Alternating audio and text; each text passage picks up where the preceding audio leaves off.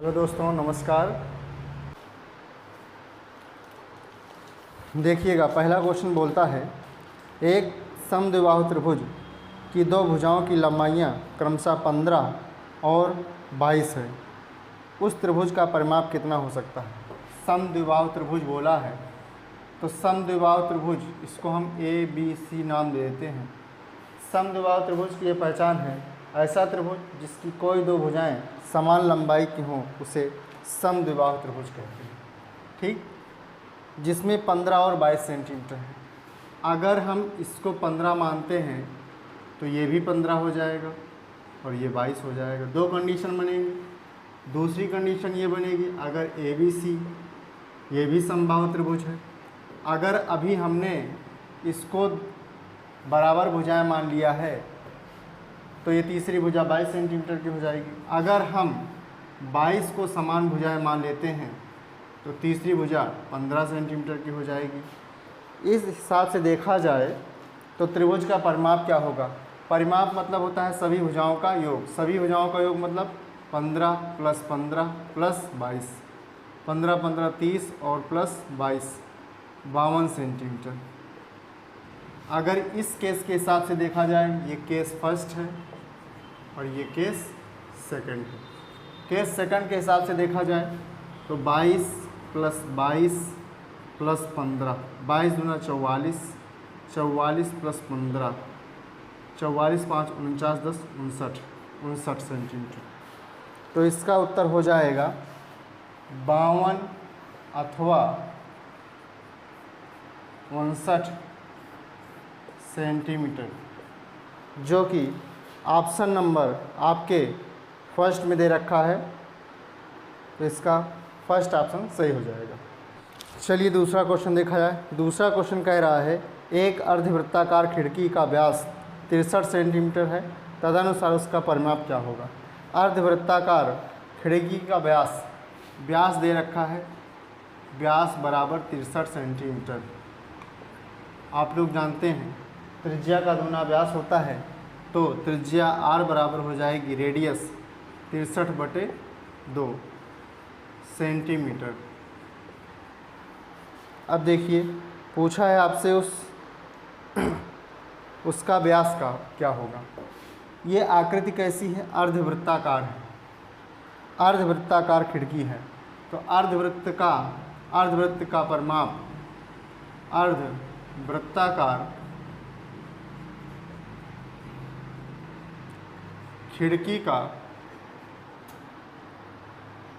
परिमाप आपसे पूछा है। अर्धवृत्ताकार खिड़की का परिमाप होता है πr + 2r, πr + 2r इसका फार्मूला होता है। इन दोनों में देखिएगा r कॉमन है तो r कॉमन ले लेते हैं, पाई + 2 हो जाएगा। और r की वैल्यू कितनी निकल कर आई है? 63/2, तो r की जगह पर 63/2 रख देंगे। पाई का मान होता है 22/7 + 2, 7 दूनी 14, 14 और 22 जोड़ दीजिएगा तो 63/2 गुणे 7 दूनी 14, 22 + 14/7, 7 9 63, 9/2 गुणे 4 2 6, 2 1 3 36, 2 1 2, 2 18 36, 2 18 36, ठीक है। और 18 9 162 सेंटीमीटर, ठीक। अगला क्वेश्चन देखा जाए।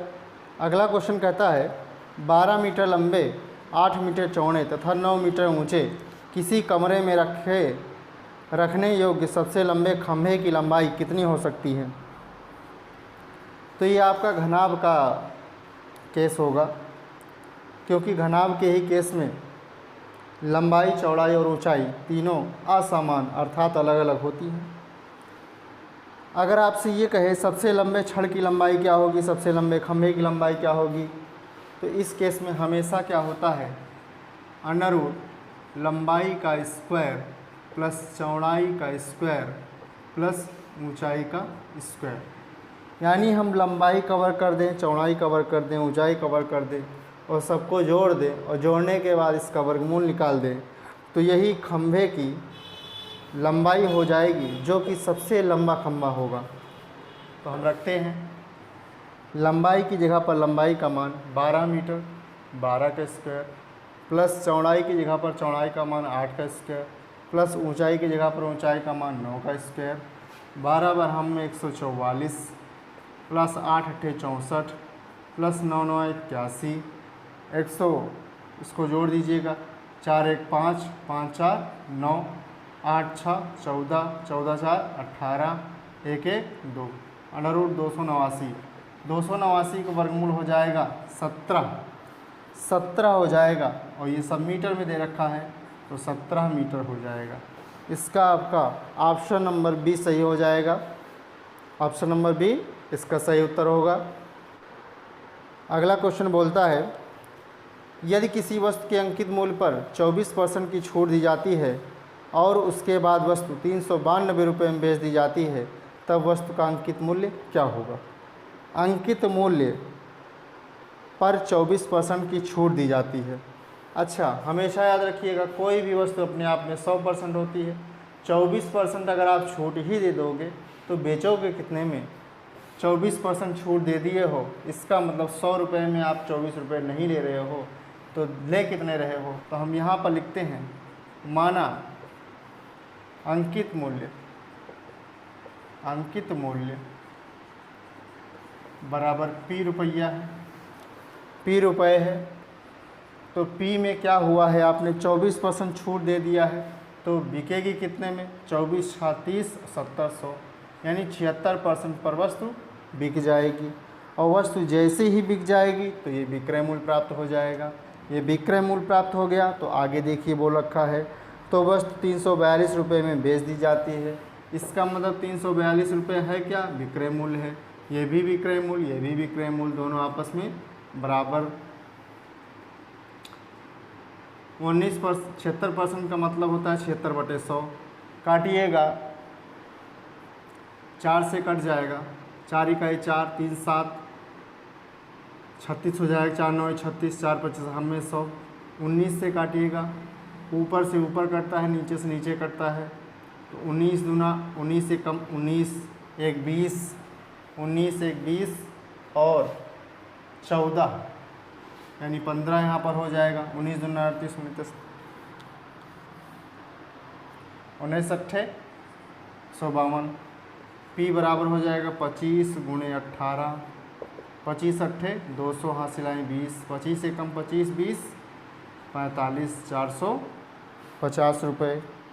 इसका कौन सा ऑप्शन सही है, ऑप्शन नंबर सी सही है, 450 रुपये हो जाएगा। चलिए नेक्स्ट क्वेश्चन देखा जाए। दो अभ्यर्थी P और Q के अंक 2:5 के अनुपात में हैं। यदि P का अंक 120 है तो Q का अंक क्या होगा। P अनुपात Q बराबर 2:5 दे रखा है। इसका मतलब क्या है, P का मान अगर 2 है तो Q का मान 5 है, यानी P का मान अनुपात में 2 है तो Q का मान अनुपात में कितना है, 5 है।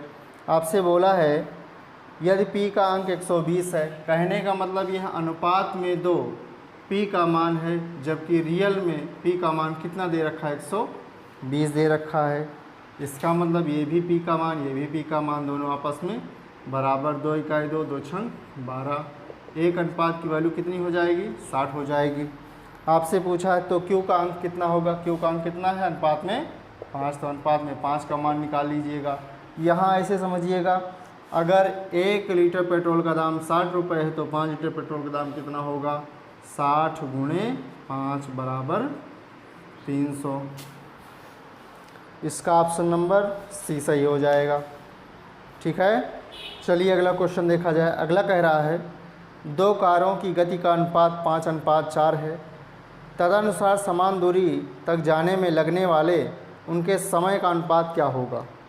हमेशा याद रखिएगा गति का अनुपात यानी चाल का अनुपात। गति का अनुपात दे रखा है, गति का अनुपात दे रखा है 5:4, तो उनके द्वारा लगाए गए समय का अनुपात क्या हो जाएगा। हमेशा याद रखिएगा चाल का विलोम होता है समय, समय का विलोम होता है चाल। 5 हो जाएगा। उसके द्वारा लिए गए समय का अनुपात कितना हो जाएगा? 4:5। ऑप्शन नंबर 4 सही है इसका। नेक्स्ट क्वेश्चन देखा जाए, कह रहा है 27 संख्याओं का अनुपात, 27 संख्याओं का औसत 60 है।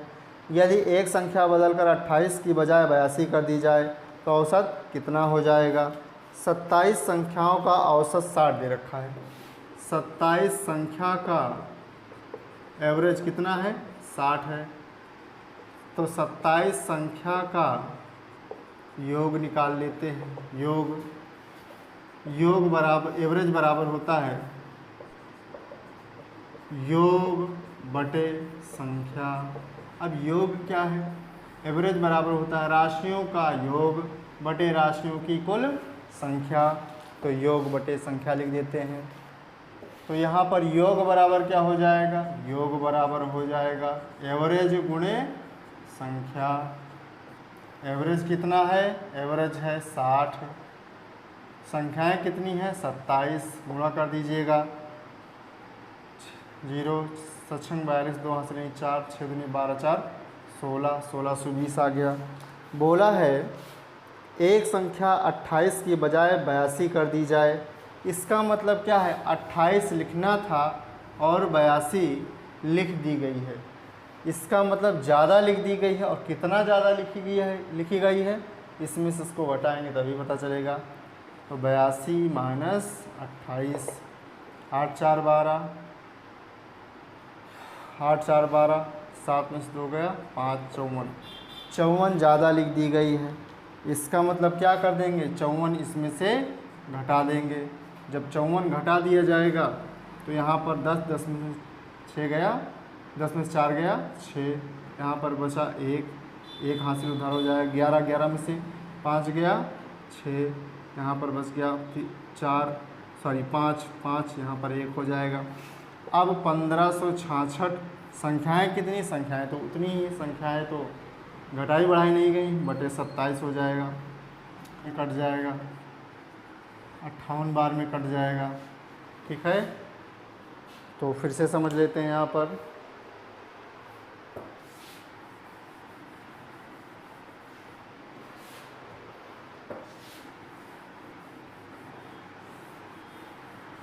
देखिए क्या किया गया, इतना हो गया। इसके बाद देखिएगा क्या करिएगा, ज़्यादा कर दी गई तो इसमें से क्या करिए, 54 हमने घटा दिया। 54 घटाने के बाद 1566 हो गया है। अब आपसे पूछा है तो औसत कितना होगा? औसत बराबर क्या होता है? योग बटे संख्या। 1566 बटे संख्याएँ कितनी हैं? 27 हैं। ये 58 बार में कट जाएगा। ऑप्शन नंबर बी सही हो जाएगा। इसका क्या उत्तर होगा? Option number B. चलिए अगला क्वेश्चन देखते हैं। बोल रहा है एक दूधी ने 70 लीटर दूध 630 रुपये में ख़रीदा, यानी 70 लीटर ख़रीदा है 630 रुपये में। ये लीटर है आपका, इधर है रुपया। फिर बोला है उसने इसमें 5 लीटर पानी मिला दिया, तत्पश्चात वह इसे 9 रुपये प्रति लीटर की दर से बेचे तो उसे कितने प्रतिशत का लाभ होगा? अच्छा ये बताइए, 5 लीटर पानी मिलाएगा तो अब कितना दूध बन जाएगा कुल मिलाकर? 75 लीटर। और 75 लीटर को बेचेगा ये किस हिसाब से? 9 रुपये प्रति लीटर की दर से। 9 रुपये प्रति लीटर की दर से। ठीक, तो यहाँ पर ये देखा जाए, जो 5 लीटर पानी मिलाया है इसका कोई तो रुपया तो वो देगा नहीं। ऐसा तो है नहीं कि बिस्लरी का बोतल लाएगा वो 20 रुपये लीटर वाला और 5 लीटर पानी मिला देगा। वो क्या करेगा, जाएगा नल पर और नल से फटाफट भरेगा 5 लीटर पानी और तुरंत दूध में मिला देगा। इसका मतलब वो जो 5 लीटर पानी मिलाया है वो फ्री का रुपया पा जाएगा वो। ठीक, 45 के 5 हासिल 4, 9 सौ 63, 63 4 67, यानी 630 रुपये का ख़रीदा है और 675 रुपये उसमें 5 लीटर पानी मिलाकर बना दिया है। तो कितना रुपये ज़्यादा वो पाया है? कितना पाया है? 675 माइनस 30, 45 रुपये ज़्यादा पाया है। ठीक, 45 रुपये का वो लाभ कमाएगा। लेकिन आपसे पूछा परसेंटेज में कितना लाभ कमाएगा, तो 45 रुपये लाभ कमाया है कितने पर? 30 रुपये पर और गुणे 100 परसेंटेज में बदलने के लिए। 9 पचे 45, 9 सत्ते 63, 0 7 से 7 कट गया, सॉरी 0 से 0 कट गया, 10 पचे 50/7। 50/7 का मतलब होता है 7 8 56, ज़्यादा हो जाएगा, 7 7 49, 1 50, 7 सही 1/7% लाभ कमा लेगा वो। 7 सही 1/7% लाभ कमा लेगा। ठीक है, तो प्यारे दोस्तों इसमें केवल 2 सवाल रह गए हैं आपके, और आज के लिए इतना ही रहने देते हैं। अगले वीडियो में इन 2 सवालों पर फिर से चर्चा कर लेंगे। धन्यवाद। अगर आपको वीडियो अच्छा लगे तो लाइक, शेयर और सब्सक्राइब जरूर कर दीजिएगा।